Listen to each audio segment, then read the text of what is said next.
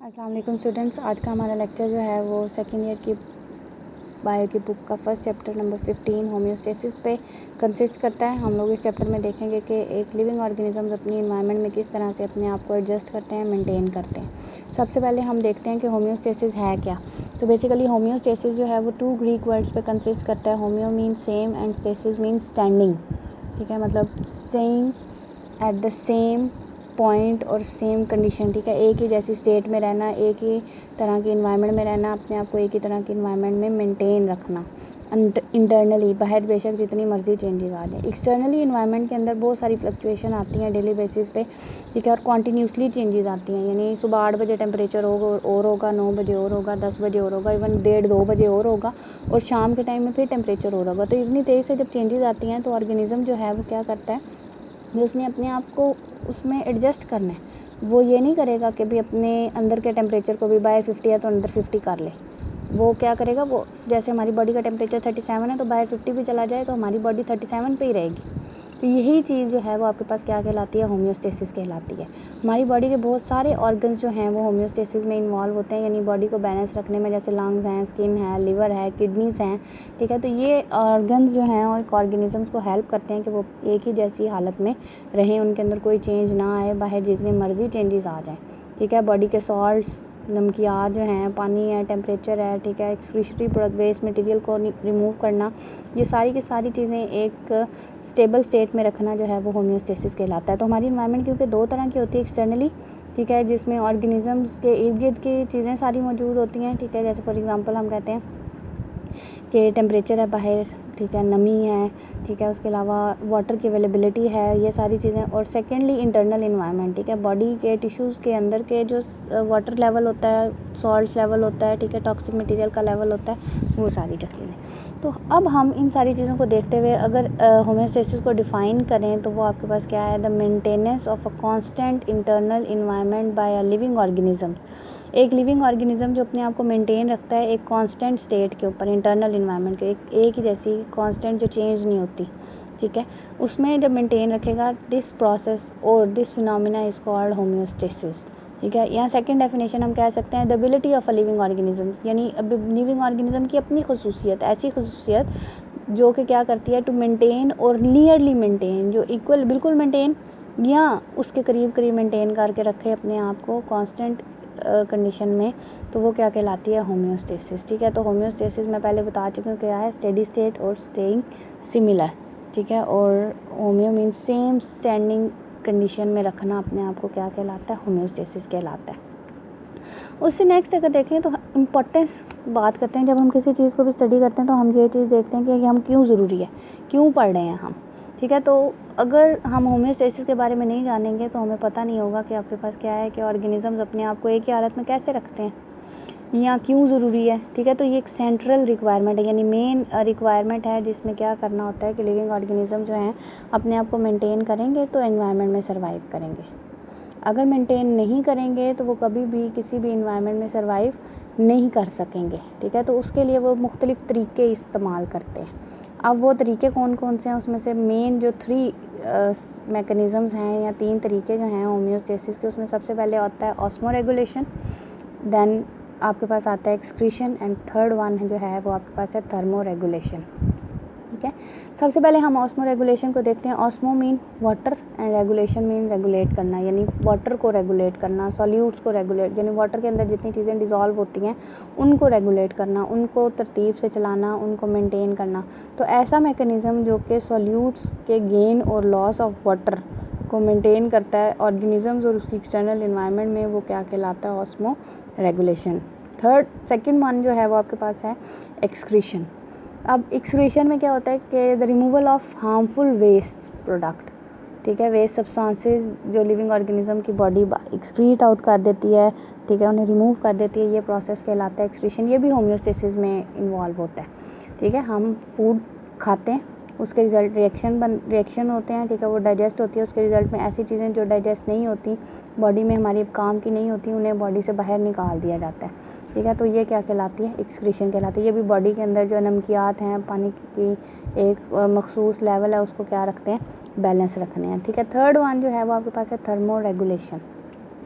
अब इसमें क्या किया जाता है कि maintenance of internal body temperature, यानी टेम्परेचर की इंटरनली जो आपके पास मेंटेनेंस है या उसको एक मखसूस लेवल के ऊपर जो है वो मेंटेन करके रखना क्या है, थर्मो रेगुलेशन, यानी रेगुलेशन ऑफ टेम्परेचर, ठीक है, जो कि टॉलरेबल रेंज के अंदर हो सके। अब ये सारा सिस्टम हम देख रहे हैं कि हमारे पास किसी भी चीज़ को चलाने के लिए एक मेन सेंटर होता है, ठीक है। अगर वो जैसे हमारी बॉडी का सेंटर ब्रेन है, अगर ब्रेन नहीं होगा तो हमारी बॉडी सही तरीके से काम नहीं करेगी, या ब्रेन में कोई डिफेक्ट आ जाएगा तो हमारी बॉडी सही तरीके से काम नहीं करेगी, चोट लग जाए, कोई डैमेज हो जाए तो उसके रिज़ल्ट में हमारे सबसे पहले ब्रेन इंजरी जो है वो हमारे पास सबसे पहले हमारी बॉडी को इफ़ेक्ट करती है, क्योंकि हमारा ब्रेन ही हमारी बॉडी को क्या कर रहा है, कंट्रोल कर रहा है। तो इसलिए हमारा जो मेन कंट्रोल सिस्टम है वो क्या है, ब्रेन है लिविंग ऑर्गेनिज्म का। तो इसका मतलब है कि जब कोई भी सिस्टम काम कर रहा होता है तो हर सिस्टम का हमारे पास एक कंट्रोल सिस्टम होता है जो उसको रेगुलेट कर रहा है, उसे बताएगा कि तुमने अब इस टाइम ये काम शुरू करना है, इस टाइम बंद कर देना है, इस टाइम। इसकी एग्जांपल हम डेली रूटीन से ले लेते हैं कि जैसे हम ऑटोमेटिक मोटर्स आजकल घर में लगी हुई हैं कि आपको ऑन ऑफ नहीं करना पड़ता, खुद से ऑटोमेटिकली पानी जो है वो क्या होता है, मोटर ऑन भी हो जाती है, पानी भर जाए टैंकी में तो वो बंद भी हो जाती है। क्यों ऐसा होता है? क्योंकि जो आपकी वाटर की टैंकी है, पानी की टैंकी है, उसके अंदर एक ऐसा सिस्टम लगा होता है, एक ऐसा सेंसर लगा हुआ होता है जो डिटेक्ट करता है, जो पहचानता है कि इस लेवल पे पानी आएगा तो मोटर ऑन कर देनी है, ठीक है। और अगर दूसरे लेवल पे, यानी जब उसको बंद जो है वो कैसे करना है कि अगर इस सतह तक पानी जाएगा तो उसने मोटर को क्या कर देना है, बंद कर देना है। यानी दो तरीके हैं, दो लेवल सेट है, एक लोअर लेवल और एक हायर लेवल, यानी एक लो पॉइंट सेट है और एक हाई पॉइंट सेट है। अगर लो लेवल पे जाएगा तो ऑन हो जाएगी, अगर हाई पॉइंट पे जाएगा तो ऑफ हो जाएगी। इसी तरह हमारा कंट्रोल सिस्टम भी इन मैकेनिज़म्स को कंट्रोल करता है कि अगर लो लेवल पे जाता है तो वो ऑन कर देगा उसे, ताकि वो लेवल को ऊपर ले जाए, और अगर हाई लेवल पे चला जाता है तो वो उसे क्या करेगा, फ़ौरन से ऑफ कर देगा ताकि वो वहाँ पर स्टॉप हो जाए या उससे लो लेवल पर आ जाए थोड़ा सा, ताकि हमारी बॉडी जो है वो बैलेंस रहे, ठीक है। चेक एंड बैलेंस के लिए एक पॉइंट है, कंट्रोल सिस्टम है। तो ये उसको कौन सेंसर को इंस्ट्रक्शन दे रहा है, ये कंट्रोल सिस्टम, मेन जो ऑपरेटिंग सिस्टम होता है जो क्या कह रहा है, उसको बताता है कि इस पे बंद करना है, इस पे खोलना है, ठीक है। तो होम्योस्टैटिक कंट्रोल सिस्टम जो है हमारे पास, उसके अंदर भी हमारे पास डिफरेंट जो है वो फैक्टर्स मौजूद होते हैं जो कि रिसेप्टर्स कहलाते हैं, ठीक है। सेकंड वन जो है वो आपके पास कंट्रोल सेंटर होता है और थर्ड जो है वो इफेक्टर। तो यहाँ पर तीन जो आपके पास फैक्टर्स हैं वो है receptors, control centre and effectors. अब रिसेप्टर्स क्या हैं? ये वो ऑर्गन्स हैं बॉडी के जो चेंज को क्या करते हैं कि वो किसी भी चेंज को डिटेक्ट करते हैं, ठीक है। Which sense any change inside the body, ठीक है, जो बॉडी के अंदर आने वाले फ़ौरन से चेंज को क्या कर लेते हैं, डिटेक्ट कर लेते हैं, ठीक है। सेकंड है कंट्रोल सेंटर, जिसने क्या करना है, रिसेप्टर्स ने मैसेज भेजना है कंट्रोल सेंटर की तरफ कि ये बॉडी में ये चेंज आ रहा है। तो वो क्या करेंगे कि रिसेप्टर्स जो हैं वो क्या करते हैं, ट्रांसफ़र मैसेज कर देते हैं कंट्रोल सिस्टम की तरफ। तो वो क्या कहलाएगा, वो प्रोसेस करेगा उसको, ठीक है, प्रोसेस करेगा, उसको जांचेगा और उसके मुताबिक रिस्पॉन्स देगा। अब उसके मुताबिक जब उसको रिस्पॉन्स मिलेगा तो वो फ़ौरन से क्या करेगा, इंस्ट्रक्शंस देगा, और इंस्ट्रक्शंस किसे देगा, इफेक्टर्स को, यानी उन ऑर्गन्स को जिन्होंने क्या करना है, काम शुरू करना है। वो कोई रिएक्शन हो सकता है, वो कोई आपके पास ऑर्गन हो सकता है जिसने अपना काम स्टार्ट कर देना है। जैसे फॉर एग्जांपल आपके पास पैंक्रियाज है, वो शुगर का लेवल क्या होगा कि हाई होगा तो इंसुलिन प्रोड्यूस करेगा, उसे काम कर देगा। अगर शुगर का लेवल लो है तो वो ग्लाइकोजन जो है वो आपके पास प्रोड्यूस करते हैं, जो है ग्लूकागोन एंजाइम प्रोड्यूस करते हैं, जो ग्लाइकोजन के लेवल को क्या करना शुरू कर देता है, वो इंक्रीज़ कर देता है और वो कन्वर्ट कर देता है आपके पास उसको शुगर के अंदर, ठीक है, ताकि वो लो लेवल को बैलेंस कर दे, ठीक है। यानी हाई लेवल ऑफ शुगर में इंसुलिन प्रोड्यूस होती है और लो लेवल में ग्लूकागोन प्रोड्यूस होता है, जो कि शुगर लेवल को इंक्रीज़ करता है ताकि बॉडी में शुगर लेवल लो ना हो। उसके बाद इफेक्टर जो हैं वो इफ़ेक्ट करते हैं, पर्टिकुलर ऑर्गन्स होते हैं, ठीक है, जो कंट्रोल सिस्टम के ऑर्डर्स को ओबे करते हैं। यहाँ पे हमें छोटा सा एक डायग्राम में आपको नज़र आ रहा होगा कि एक्सटर्नल एनवायरनमेंट है, उसके अंदर बहुत सारी चेंजेस आती हैं, ठीक है। फ्लक्चुएशंस जो हैं उसके अंदर बहुत वाइड रेंज में होती हैं। कोई आप ये नहीं कह सकते कि कोई एक पॉइंट है कि 37 से थर्ड टेम्परेचर जो है वो सिर्फ 40 तक जाएगा, 41, 42, 43, 45 वाइड रेंज होती है, ठीक है। टेम्परेचर माइनस से लेके काफ़ी ऊपर 50, सम टाइम कुछ एरियाज ऐसे होते हैं जहाँ पे इससे भी हाई टेम्परेचर जो है वो होता है, ठीक है। तो हमारे पास कंट्रोल सिस्टम है, ठीक है। वो कंट्रोल सिस्टम क्या करेगा हमारे पास कि उसने ऑर्डर देना है, फॉर एग्जांपल अब इंट्रा सेल्यूलर यानी सेल के अंदर इनकी इन्वायरमेंट है, ठीक है, उसका अपना कंट्रोल सिस्टम है और बाहर के साथ भी उसका अलग से कंट्रोल सिस्टम है, ठीक है। दो तरह के सिस्टम हैं, तो कंट्रोल सिस्टम भी दो तरह से ही रिएक्ट करेगा।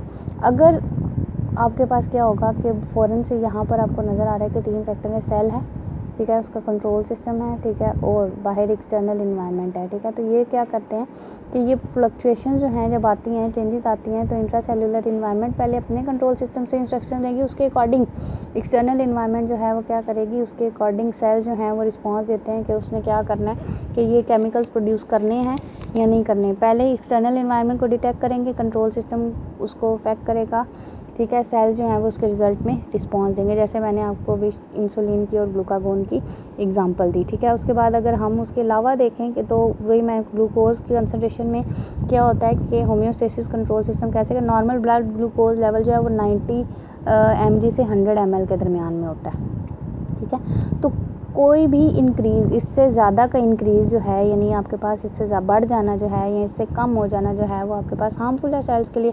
हाई लेवल ऑफ शुगर भी ठीक नहीं है और लो लेवल ऑफ शुगर भी ठीक नहीं है, ठीक है। तो फिज़िकली आपके पास डिफरेंट जो है वो आपके पास क्या किए जाते हैं कि ग्लूकोज लेवल जो है वो बढ़ जाता है फूड खाने के बाद, ठीक है, और अगर आप ज़्यादा देर भूखे रहते हो तो शुगर लेवल डाउन भी हो जाता है, ठीक है। तो इस रिज़ल्ट में पैंक्रियाज क्या काम करते हैं, पैंक्रियाज हमारे पास एक स्ट्रक्चर है, ठीक है, जो कि क्या प्रोड्यूस करता है, हार्मोन्स प्रोड्यूस करता है। पैंक्रियाज दो तरह के हार्मोन्स इंसुलिन प्रोड्यूस करता है एंड ग्लाइकोजन, या आप कह सकते हो कि ग्लूकागोन जो है वो आपके पास ग्लाइकोजन प्रोड्यूस करते हैं। ग्लाइकोजन बेसिकली स्टार्च कन्वर्टेड है, ये शुगर में कन्वर्ट हो जाती है। दोनों तरह के हार्मोन्स जो हैं वो ग्लूकोज लेवल को कंट्रोल करें। जब ग्लूकोज लेवल डिक्रीज़ होता है, ठीक है, तो उसके रिजल्ट में आपके पास क्या प्रोड्यूस होता है कि पैंक्रियाज जो है वो फ़ौरन से प्रोड्यूस करना शुरू कर देता है, हार्मोन प्रोड्यूस करता है, वो आपके पास ग्लूकागॉन, ठीक है, ग्लाइकोजन को रेगुलेट करता है जो, ठीक है, जो कि आपके पास क्या करेगा कि ग्लाइकोजन को उठाएगा, ठीक है, और उसको कन्वर्ट कर देगा ग्लूकोज के अंदर, ठीक है। अगर ग्लूकोज का लेवल फिर से क्या होगा, डिक्रीज हो गया था, हाई होना शुरू हो जाएगा, ठीक है। अगर आपके पास क्या हो रहा है, ब्लड ग्लूकोज जो लेवल है वो क्या हो रहा है, फूड खाने के बाद ज़्यादा हो गया, तो ये हार्मोन इंसुलिन प्रोड्यूस करेगा, वो ग्लूकोज को कन्वर्ट कर देगा ग्लाइकोजन के अंदर, उसको स्टोर कर देगा, ठीक है। तो ये क्या है, ये आपके पास एक ऐसा फैक्टर है जो क्या कर रहा है कि आपकी बॉडी के शुगर लेवल को, इसी तरह हमारी बॉडी के वाटर के लेवल को भी बैलेंस करने के लिए एक सिस्टम होता है, वो है हमारे पास ऑस्मो रेगुलेशन। इसके अलावा हमारे पास क्या होता है कि डिफरेंट तरह के जो है वो हमारे पास इंटरस्टिशियल फ्लूइड्स होते हैं, ठीक है, वाटर की कंसनट्रेशन होती है, ठीक है। उसके अलावा हमारे पास ब्लड के अंदर मौजूद सेल्स की कंसनट्रेशन है, या आपके पास उसके अंदर मौजूद जो डिफरेंट सॉल्ट्स होते हैं उनकी कंसनट्रेशन है, ठीक है, वेस्ट मटेरियल की जो कंसनट्रेशन है, वो आपके पास ये चीज़ें उसे बैलेंस करने में हेल्प आउट करती हैं। तो ये सारा सिस्टम जो है वो हमारे पास कंसिस्ट करता है एक, बेसिकली ये किस फार्मूले के ऊपर काम कर रहा है, ये काम कर रहा है नेगेटिव फीडबैक मैकेनिज़्म के ऊपर, यानी फीडबैक मैकेनिज़्म के ऊपर काम कर रहा है। फीडबैक मैकेनिज़्म क्या है, ये एक ऐसा आपके पास रिस्पांस है या ऐसा सिस्टम है जो क्या करता है, जो चेंज को डिटेक्ट करता है रिसेप्टर्स के ज़रिए और सिग्नल सेंड करता है कंट्रोल सिस्टम की तरफ, और इफेक्टर्स के ज़रिए उसे क्या करेगा, बताएगा कि इफेक्टर्स ने अब काम करना है या बंद कर देना है। अब ये सेंसर्स जो हैं ये भी आपके पास क्या करते हैं कि आपकी बॉडी का ही हिस्सा है और इफेक्टर्स भी आपकी बॉडी का हिस्सा है, ठीक है। तो ये मिल के काम कर रहे होते हैं और मिल के काम करने की वजह से ही आपके पास क्या करेंगे कि आपकी बॉडी जो है वो कोऑर्डिनेशन में काम कर रही है। तो उसकी वजह से क्या होगा कि बॉडी के सारे सिस्टम जो हैं वो एक दूसरे के साथ मिल के काम कर रहे होते हैं, रिस्पांस करने में भी और उनको डिटेक्ट करने। सेंसर्स डिफरेंट होते हैं, उस सेंसर्स के हिसाब से और जो कंट्रोल सिस्टम ने ऑर्डर दिए हैं उसके हिसाब से फैक्टर्स जो हैं वो एक्ट करते हैं। तो नेगेटिव फीडबैक ये दो तरह के होते हैं, negative feedback and positive feedback, ठीक है। नेगेटिव फीडबैक में क्या होता है कि सेंसर क्या करता है, डिटेक्ट करता है कि बाहर चीज़ ज़्यादा हो रही है, तो आपकी बॉडी को वो क्या करेगा कि वो उसके रिज़ल्ट में चीज़ों को कम करना शुरू कर देता है, ठीक है। जैसे फॉर एग्जांपल हम देखते हैं कि वार्म रिसेप्टर्स जो हैं, यानी टेम्परेचर हाई हो गया तो वो सिग्नल सेंड करेंगे और फ़ौरन से कूलिंग सिस्टम ऑन हो जाएगा, ठीक है। तो ये ऑपोजिट इफ़ेक्ट है, बाहर टेम्परेचर हाई हो रहा है और हमारी बॉडी उसके रिजल्ट में कूलिंग सिस्टम ऑन कर दे।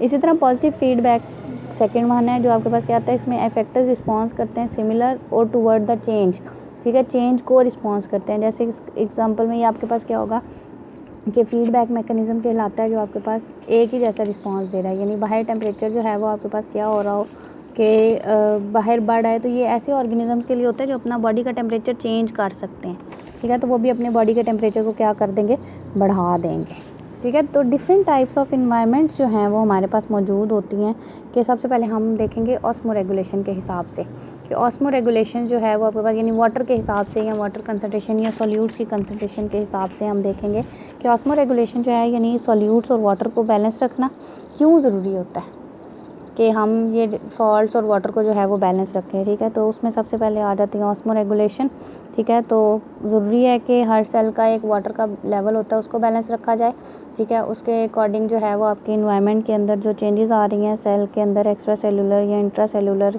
जो आपके पास आ रही हैं उसको मेंटेन रखा जाए। तो डिफरेंट टाइप्स ऑफ इन्वायरमेंट में है हमारे पास, उसमें सबसे पहले आ जाती हैं हाइपोटोनिक इन्वायरमेंट, ठीक है। हाइपोटोनिक इन्वायरमेंट ऐसी है जिसमें क्या होता है कि बाहर वाली इन्वायरमेंट में external environment is less concentrated, ठीक है। जिसमें क्या होता है कि कंसनट्रेटेड का मतलब होता है गाढ़ा होना, ठीक है। जिसमें बाहर वाली इन्वायरमेंट कम गाढ़ी है यानी पानी ज़्यादा है और सॉल्ट्स कम है, ठीक है। तो इंटरनल इन्वायरमेंट में क्या होगा, वहाँ पे नमकियात ज़्यादा होंगी और पानी जो है वो क्या होगा, जैसे फ्रेश वाटर है उसमें नमकियात ज़्यादा नहीं होती, ताज़ा जो आपके पास कह लें कि फ्रेश वाटर जो है जैसे पॉन्ड्स हैं, लेक्स हैं, ठीक है।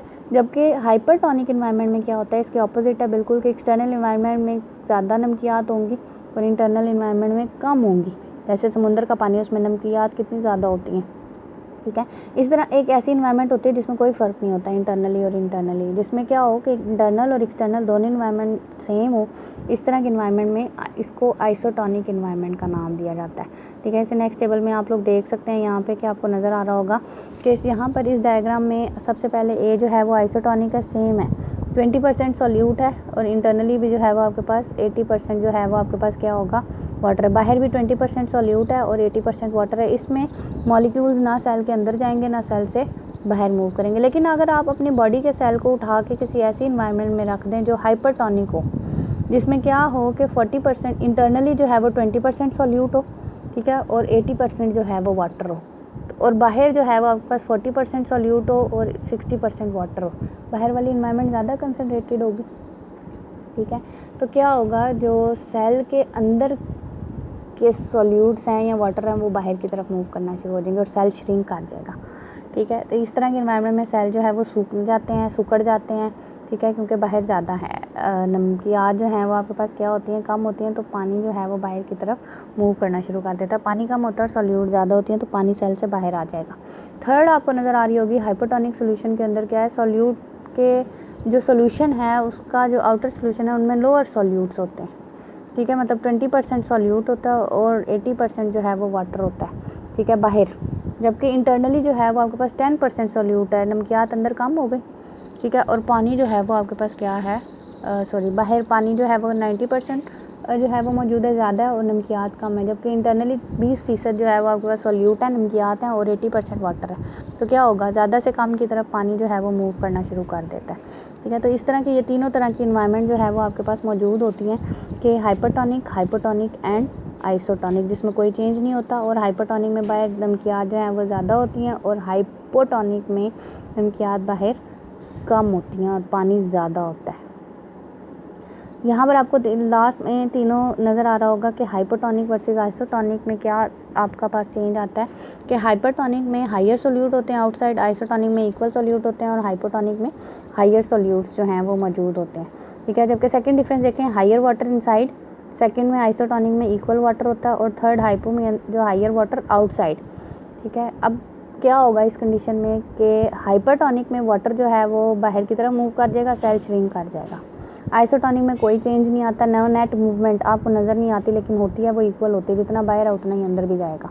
हाइपोटोनिक में जो है वो सेल्स क्या करते हैं कि पानी इतना ज़्यादा ले लेते हैं कि वो स्वेल हो जाते हैं, सम टाइम जो है उनके फटने का ख़तरा भी होता है।